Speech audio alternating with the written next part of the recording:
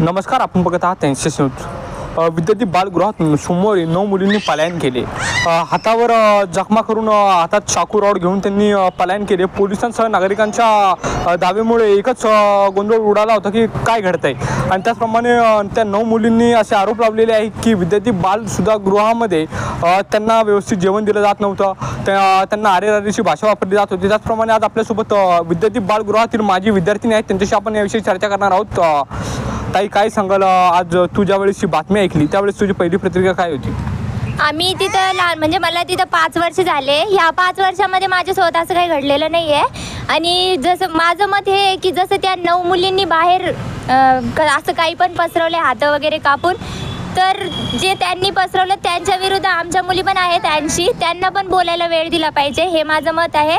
पहिली गोष्ट, जेव्हा आम्हाला ही न्यूज कळाली तेव्हा आम्हाला खूप मोठा धक्का बसला, खूप दुःख वाटलं. कारण आम्ही 10 ते 12 वर्षे हॉस्टेलमध्ये काढले. त्यांनी आम्हाला कधीच अशी वेगळी वागणूक दिली नाही, धर्मांतरण करा असं कधीच बोलले नाही, कधी आम्हाला वेगळं केलं नाही, आईबापासारखे प्रेम दिलं.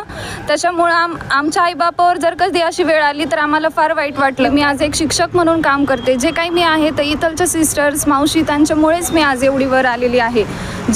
जेव्हा मला ही न्यूज कळाली तेव्हा मला फार वाईट वाटलं होतं. माझं इतकं लहान बाळ आहे तरीसुद्धा मी इथं आले. माझ्या सिस्टर्स आणि मावशीसाठी मी आले, कारण त्यांना इन्साफ भेटलाच पाहिजे. कारण त्यांनी अशी वेगळी वागणूक कधीच कोणाला दिली नाही.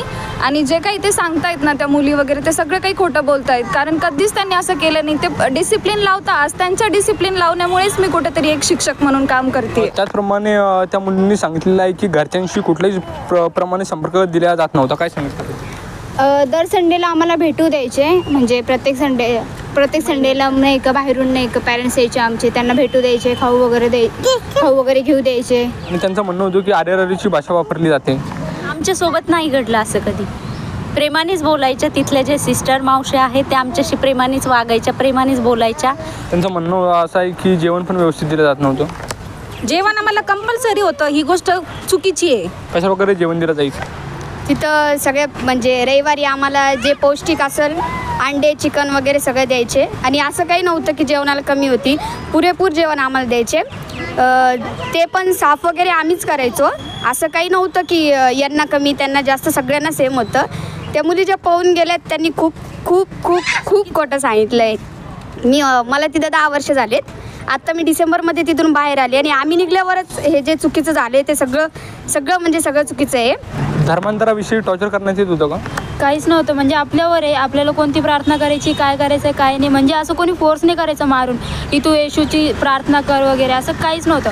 मी स्वतः 1 महिना राहिलेले. आणि ज्या प्रकारे ते म्हणले ना की केसच्या मुलींना स्पेशली टॉर्चर केलं जायचं, तर तसं मी पण केसची होते. म्हणजे माझा फॅमिली प्रॉब्लेम होता म्हणून मी घरातून निघून गेले होते. त्यानंतर मी 1 महिना तिथं राहिले. मला म्हणजे कोणत्या गोष्टीची प्रॉब्लेम नव्हती तिथं. आणि म्हणजे घरी यायला सुद्धा मी नाही जायचं, मला घरी यासाठी मी रडत होते. काल पण जे सीन झालं होतं की मुली आतमध्ये ओरडत वगैरे होत्या, तर ते यासाठी ओरडत होता की स्टाफ आमची जी आहे जेलमध्ये त्यांना बाहेर काढा.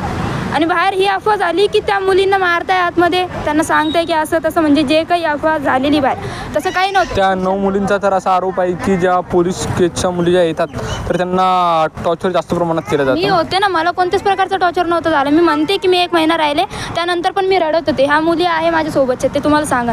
मी रडत होते की मला घरी नाही जायचं, मला इथंच राहायचं आहे. अजून खूप मुली जे सांगायला तयार आहे ही गोष्ट. पण त्याचप्रमाणे त्यांचं म्हणणं आहे की साबणाची एक वडी 15-15 दिवस वापरली जाते. मी काय सांगाल त्याबद्दल?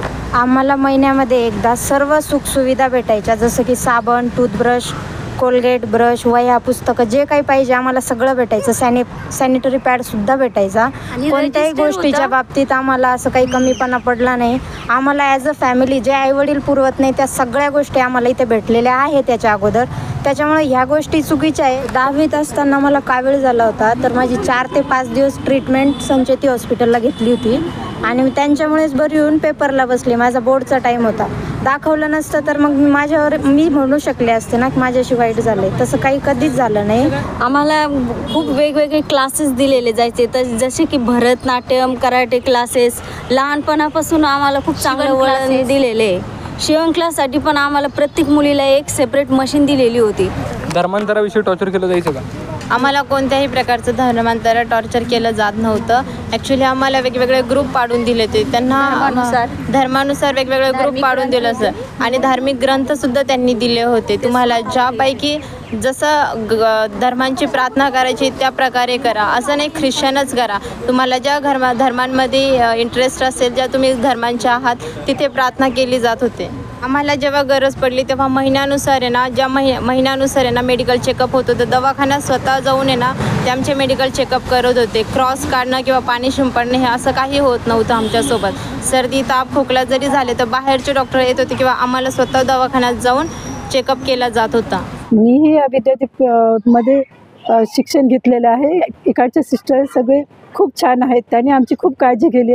फक्त मी एकटीच नाही, माझी बहीणसुद्धा माझ्यासोबत इकडे शिक्षणासाठी होती. आम्ही इकडेच राहायचो कारण की आम्ही 6 बहिणी होतो. आमच्या मम्मी पप्पांची एवढी ऐपत नव्हती की त्यांनी आम्हाला इकडे म्हणजे काय पालनपोषण करायची. त्यांनी आम्हाला इकडे ठेवलं आणि सिस्टरने आमची काळजी केली. आमच्यासोबत जेवढेही विद्यार्थिनी होते त्यांचेही त्यांनी खूप चांगले काळजी घेतली. त्या आमच्यामध्ये कधी मतभेद केला नाही आणि आम्हाला जे काही आवश्यक गोष्टी होत्या, जे काही खाण्यापिण्याची व्यवस्थित आमची देखभाल केली त्यांनी आणि आम्हाला चांगलं शिकवण दिले. आम्हाला त्यांनी ते शिलाई मशीन शिलाई कढाई वगैरे ते सगळं आम्हाला शिकवले आणि आम्हाला चांगलं मार्गदर्शन करून आता माझं लग्न झालं. मला 3 लेकरं आहेत आणि आमचं आता सगळं व्यवस्थित चाललेलं आहे. मी या संस्थेची एक सदस्य आहे. हे बालगृह विद्यार्थी बालगृह 100 वर्ष पेक्षा जास्त चालू आहे. आम्ही चालवत आहोत आणि इकडे हजारो मुली इथून निघून समाजामध्ये चांगलं कार्य करत आहेत आणि चांगल्या पोस्टवर सुद्धा आहेत.